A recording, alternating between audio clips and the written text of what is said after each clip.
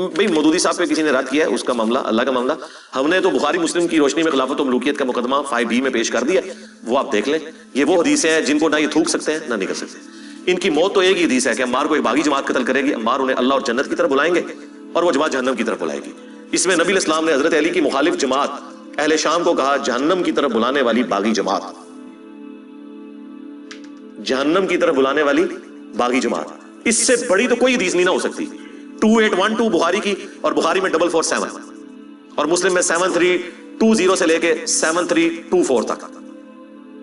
اس کے بعد کس چیز کی گنجائش رہ گئی؟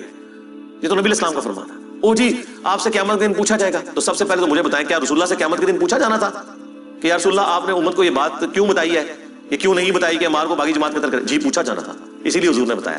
پھر مزید ابو داؤد کی حدیث ہے جسے حق بات معلوم تھی اور اس سے پوچھی گئی، اس کے باوجود اس نے چھپا لی، تو قیامت کے دن آگ کی لگام اس کے منہ پر ڈالی جائے گی. اور اس سے بڑھ کر سورۃ البقرہ میں ہے کہ جو اللہ تعالیٰ کی طرف سے آئی ہوئی خبروں کو چھپا لیتے ہیں ان پہ اللہ کی لعنت، تمام فرشتوں کی لعنت اور تمام لعنت کرنے والوں کی لعنت، یہاں تک کہ وہ توبہ کر لیں اور وہ حق بات جو چھپائی تھی لوگوں کو بیان کر دیں، پھر اللہ تعالیٰ انہیں معاف کرے گا.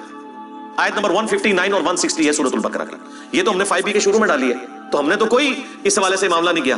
تو اگلے دن لائیو سٹوری میں ہمارے شاہد بھائی سے کسی نے یہ بات کی نا کہ علی بھائی سے پوچھا جانا تھا، تو شاہد بھائی نے فی البدیہہ ایک جملہ بولا. انہوں نے کہا کہ امام بخاری سے یہ پوچھا جانا تھا کہ تم نے حدیث عمار لکھی ہے یا نہیں لکھی، اسی لیے انہوں نے لکھی ہے نا.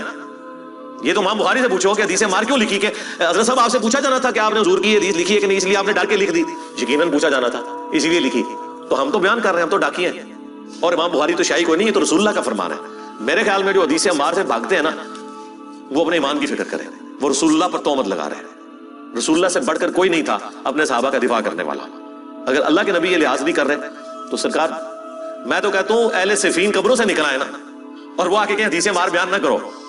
اور ان نکلنے والوں میں حضرت معاویہ رضی اللہ تعالیٰ عنہ، عمر بن عاص رضی اللہ تعالیٰ عنہ اور مغیرہ ابن شعبہ رضی اللہ عنہ مجمعین ہی کیوں نہ ہو، تو ہم انہیں کہیں گے نہ سر رکو ذرا صبر کرو، ہم نے تمہارا کلمہ نہیں پڑھا، ہم نے کلمہ اس کا پڑھا ہے جس کی قبر مدینے میں. بس تو تواڈے مولویاں دے 20 لاکھ سانوں کی تنگ کرن گے، تسی جنہاں دا دفاع کر رہے ہو بھی باہر نکلنا سی انہوں نے بھی گل مننی. اور اس سے بڑھ کر ہم انہیں ساتھ یہ بھی کہیں گے کہ حضرت ہماری قسمت اچھی ہے کہ ہم آپ کے زمانے میں نہیں، ورنہ آپ کے اوپر تلوار ہم سونت لیتے مولا علی کے حق میں. اور آپ کی قسمت اچھی ہے کہ آپ ہم سے بچ گئے، لیکن اب ہم اپنی زبان تو کم از کم کھولیں گے. اس زمانے میں تو ہم نے تلوار بھی اٹھا لینی تھی. تو اب آپ تلوار سے بچ گئے لیکن زبان سے نہیں بچیں گے، اس لیے کہ رسول اللہ نے فرمایا. تو رسول اللہ سے ٹکر نہیں. وہ مولانا صاحب علی کہ نبی نے ٹکر لے لوا میں نہیں، یہ نہیں ہو سکتا.